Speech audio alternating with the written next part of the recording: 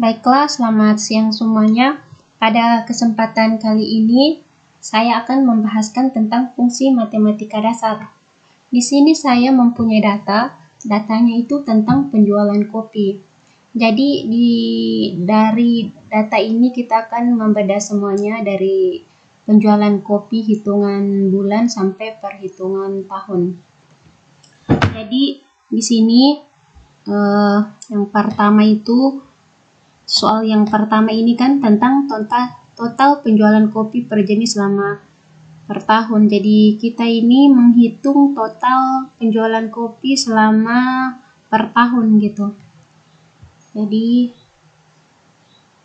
caranya adalah kita zoom, baru kita memblok datanya, enter. Ini adalah hasil penjualan kopi per tahun selama per tahun. Lalu kita tarik ke bawah. Oke. Selanjutnya total penjualan kopi per bulan. Total penjualan kopi per bulan berarti yang dihitung itu di bulan Januari.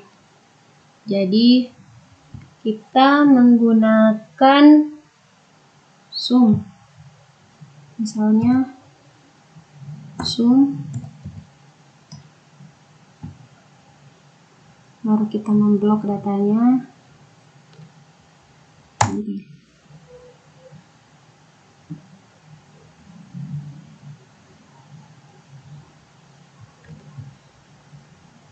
Enter, baru tinggal ditarik.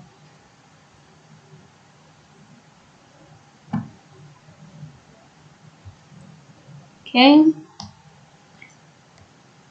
Selanjutnya itu pembulatan rata-rata ke bawah. Berarti menggunakan rundown. Oh, bukan. Sekarang yang selanjutnya adalah rata-rata penjualan kopi per bulan. Rata-rata penjualan kopi per bulan. Jadi kita menggunakan average sama dengan average. Jadi ini bentar.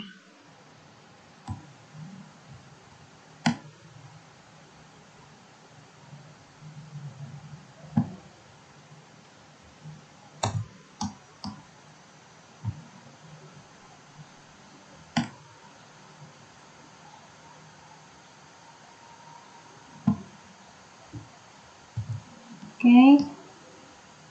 Selanjutnya tentang pembulatan ke bawah. Jadi kita membulatkan rata-rata ke bawah menggunakan rundown. Berarti sama dengan rundown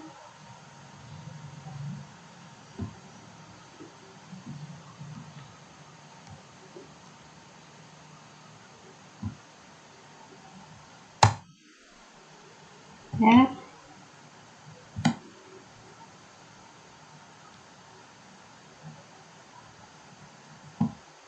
Oke. Selanjutnya pembulatan rata-rata penjualan kopi.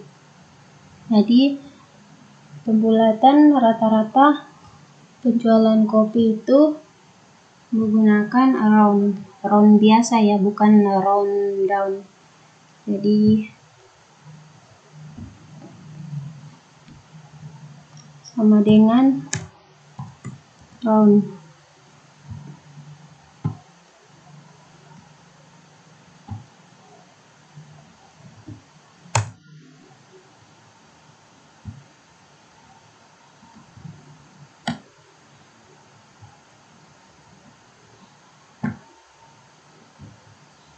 Oke, sudah. Selanjutnya lupa ya, soalnya kita kasih Oke, ini selesai. Tadi selesai. Ini oke.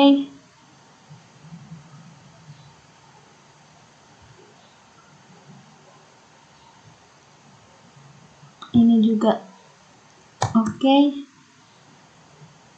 Ini juga oke. Selanjutnya penjualan kopi 2 tertinggi. Jadi kita mencari penjualan kopi 2 tertinggi, berarti kita fokus ke kopi jenis 2. Oke. Kita menggunakan max sama dengan max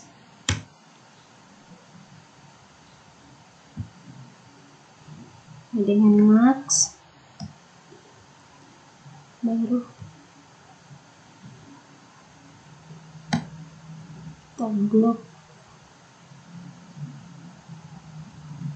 kita blok yang kopi 2.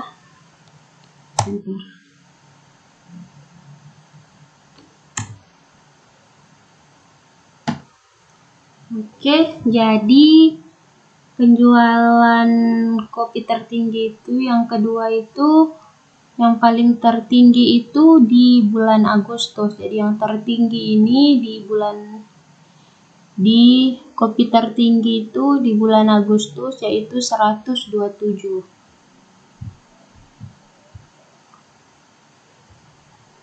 Selanjutnya, oke, untuk soal yang ini ya, kita sudah selesaikan. Selanjutnya, penjualan kopi terendah bulan Agustus. Selanjutnya, penjualan kopi terendah di bulan Agustus, berarti kita menggunakan sama dengan min.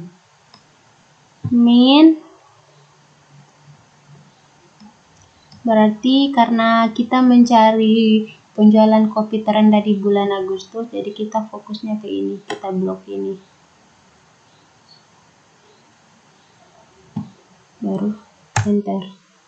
Jadi penjualan kopi terendah di bulan Agustus itu 28, yaitu jenis kopi ke-5. Oke, selanjutnya, yang ini kita sudah selesaikan, kopi terendah di bulan Agustus kita sudah selesaikan. Selanjutnya, jumlah data keseluruhan dari data penjualan kopi. Jadi ini menggunakan count, sama dengan count.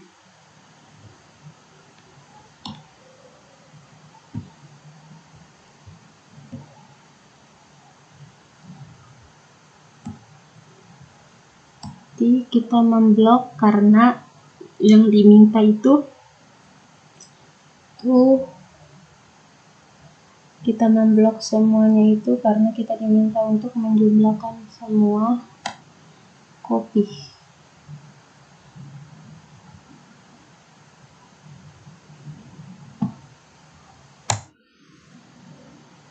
Jadi penjualan kopi tertinggi itu di 107. Oke, kiranya itu tadi penjelasan tentang fungsi matematika dasar. Sekian dan terima kasih dari saya. Assalamualaikum warahmatullahi wabarakatuh. Baiklah, selanjutnya materi kita tentang fungsi matematika dasar part 2, kelanjutan dari materi sebelumnya. Jadi di materi ini saya mempunyai datanya itu tentang masa kerja, wilayah, dan penjualan. Di sini saya sudah menulis semua fungsi-fungsi dari rumusnya untuk menyelesaikan data yang ada di dalam tabel ini. Jadi yang pertama itu sum. Sum itu berfungsi untuk menjumlahkan keseluruhan penjualan.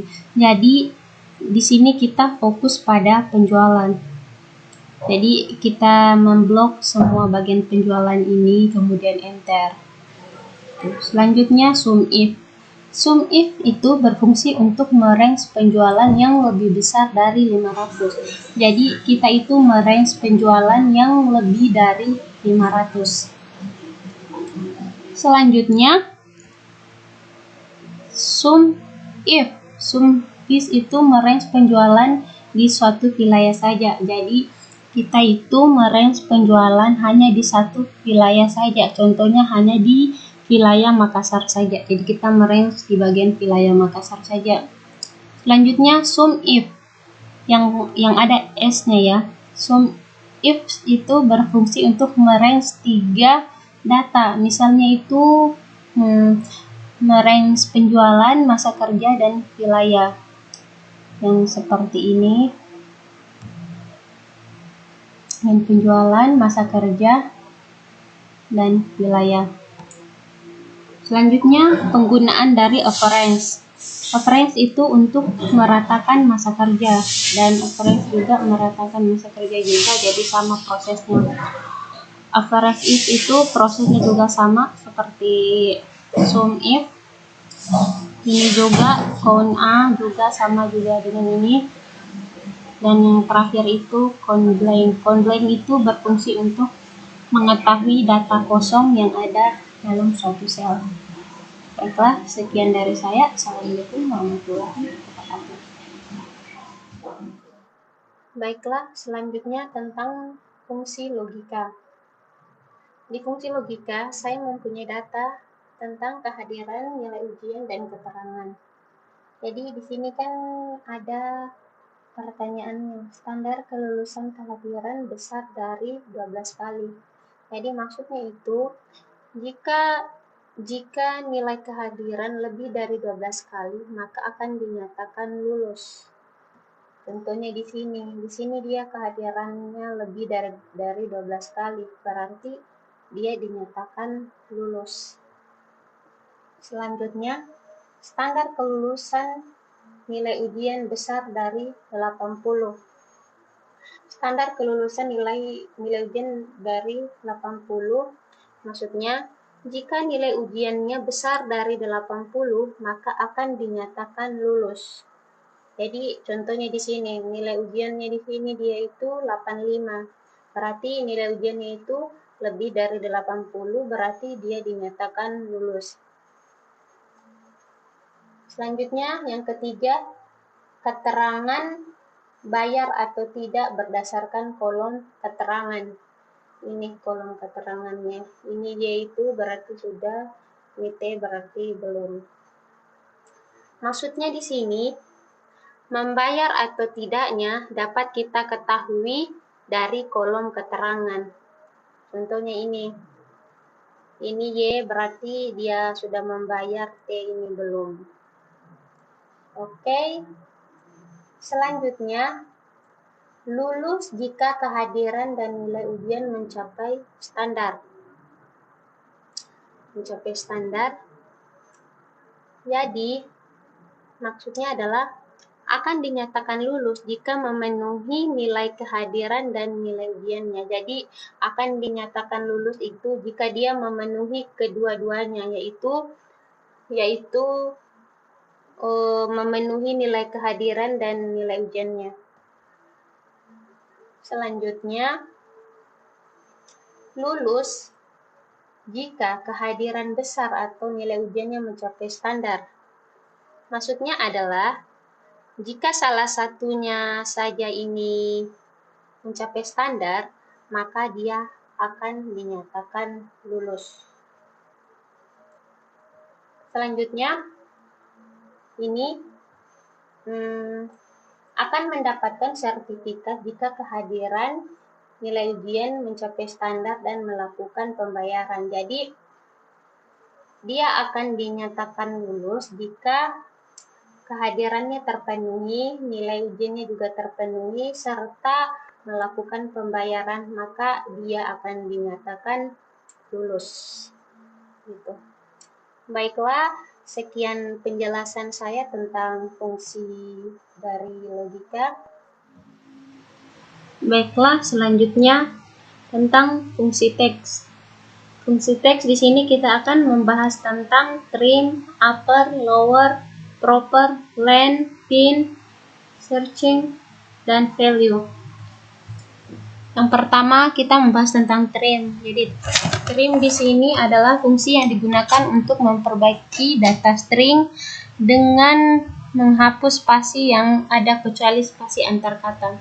Jadi trim itu berfungsi untuk menghilangkan spasi pada suatu teks atau suatu sel. Contohnya seperti ini. Selanjutnya tentang upper. Upper ini berfungsi untuk mengubah kata atau huruf dalam suatu sel menjadi huruf besar.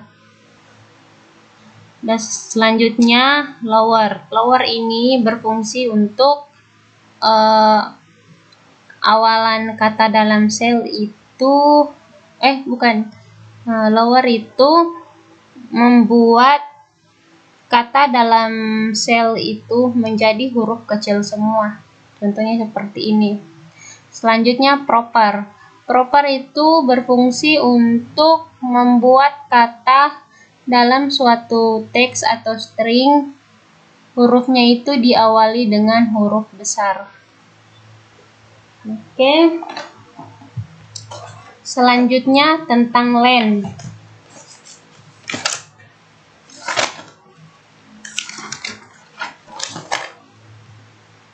Len itu berfungsi untuk menghitung banyaknya karakter pada suatu sel atau karakter pada suatu teks. Jadi len ini berfungsi untuk menghitung karakter atau teks. Selanjutnya fin. Fin itu berfungsi untuk mencari sebuah kata pada sebuah string yang sifatnya non-case sensitive gitu. Jadi non-case sensitive itu seperti contohnya A besar. Contohnya itu A besar dan A kecil. A besar dan A kecil itu dibedakan. Oke, selanjutnya tentang searching. Searching itu sama juga fungsinya dengan fin. Cuman bedanya itu kalau di fin kan A besar dan A kecil itu dibedakan, tapi kalau di searching A besar dan A kecil itu sama. Tuh. Selanjutnya tentang value. Value itu berfungsi untuk mengkonversi teks menjadi numerik gitu. Baiklah, kiranya itu saja penjelasan tentang fungsi teks. Baiklah, selanjutnya tentang pencarian data. Di pencarian data ini kita akan membahas tentang lookup, data validation. Jadi lookup ini berfungsi untuk mengambil suatu nilai dari tabel lain berdasarkan kata kunci tertentu secara vertikal. Jadi lookup ini berfungsi dia itu bisa mengambil suatu nilai dari tabel lain berdasarkan kata kunci. Jadi ketika mau mengambilkan nilai dari tabel lain itu kita menggunakan kata kunci. Selanjutnya tentang vertikal. Vertikal itu judul tabel terletak di bagian atas dan file datanya tersusun ke bawah secara vertikal. Jadi judul tabelnya itu terletak di bagian atas file dan tersusun ke bawah secara vertikal. Selanjutnya lookup. Lookup berfungsi untuk mengambil suatu nilai dari tabel lain berdasarkan kata kunci tertentu secara horizontal. Jadi maksudnya ini Judulnya terletak di file dan akan tersusun ke kanan secara horizontal. Dan selanjutnya tentang data validation. Data validation digunakan untuk membatasi input data. Jadi data validation ini dia itu berguna untuk membatasi inputan data yang bisa masuk ke dalam sebuah sel atau range. Jadi apakah dia masuk ke sebuah sel atau range, makanya dibatasi. Baiklah, kiranya itu tentang penjelasan tentang fungsi pencarian data.